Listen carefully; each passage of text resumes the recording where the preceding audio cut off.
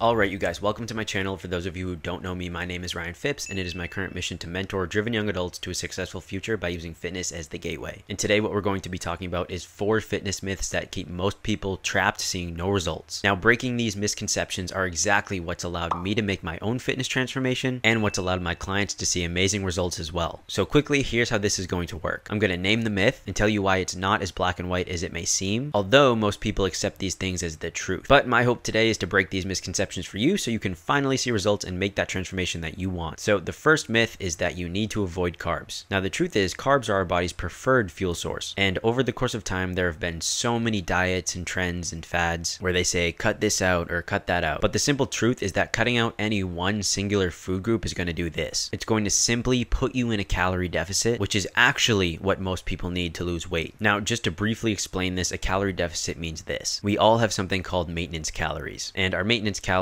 are the number of calories that we need to stay exactly the same. So pretend that's a line right here. So let's just use a simple number. Let's say this is 2,000 calories. This is my maintenance calories. It's not, that's really low, but just for the sake of the video, we're going to say it is. So every day, if I eat 2,000 calories or around 2,000 calories, my weight's going to stay the exact same. If I eat below that number, now I'm in a calorie deficit and I'm going to lose weight, right? So you can cut out meat, you can cut out carbs, you can cut out fats, and no matter what, as long as I'm eating less calories than I am to be at maintenance, I'm going to be in a deficit, and that's going to dictate weight loss. Carbs get a bad rap because snack foods are very easy to overconsume, which are just going to either keep you at that maintenance point or put you in what's called a surplus, which is the opposite, where you're eating more and gaining weight. But you don't need to completely eliminate carbs whatsoever to lose fat, as long as you can stay in that calorie deficit. In fact, carbs become more important if you're active because your body wants to use them as a fuel source. Number 2, you need to do excessive cardio to lose fat. The simple truth is you don't need to run for hours to lose body fat. In fact, I wouldn't, and none of my clients who've made amazing transformations do. Simply put, cardio is just another way to burn calories. And to be honest, it's way more efficient and sustainable to set up your diet so you're in a small calorie deficit. And if you've ever heard the saying, you can't outtrain a bad diet, that's exactly why. And to kind of explain what that means, I'm going to give you an example. You could do 2 hours of intense cardio to burn 300 calories, or you could slightly reduce the portions of a meal that you have every day. Now, that's a very simple way to put it. There are other factors that come into this, like if you're doing too much cardio, it's going to be very hard to recover. And to be completely honest, weightlifting should be the primary mechanism for change, even if you're trying to lose fat. And the form of cardio that you should actually be doing is called low intensity steady state cardio, which is going to be something like incline walking for 15 to 20 minutes to start with. Number 3 is training abs to get abs. Don't get me wrong, you can train your core to strengthen and develop it like any other muscle, but most people are trying to reveal their abs. And if you're overweight, the way to reveal your abs and lose that fat is not by doing endless sit-ups. You're going to reveal your abs by being in a slight calorie deficit, weightlifting 3 to 5 times per week, and doing some low intensity steady state cardio like incline walking. In fact, just to prove this, years ago I did an experiment where I gained body fat on purpose to motivate the current clients I had at the time and to learn about fat loss, and I didn't train abs once to make this transformation. Now, I'm not saying I would recommend to not train abs at all, but I really want to articulate the point that doing crunches isn't going to directly target stomach fat. In fact, if that's your primary thought, you won't see results. And number 4 is you have to completely eliminate your favorite foods in order to lose fat. And this might be the most common one. So many people get stuck because they get caught in this all or nothing mindset, where it's I need to eat perfectly or I won't reach my goals, versus a single cookie equals a pound of fat gain. Now all this does is create a cycle where people starve themselves until they get cravings, feel extreme guilt and demotivation because they couldn't stick to their approach that was too extreme, and then basically repeat that cycle for the next 10 years until they just decide it's their genetics. But instead what you're going to want to do is to follow a nutrition approach that allows you to incorporate your favorite foods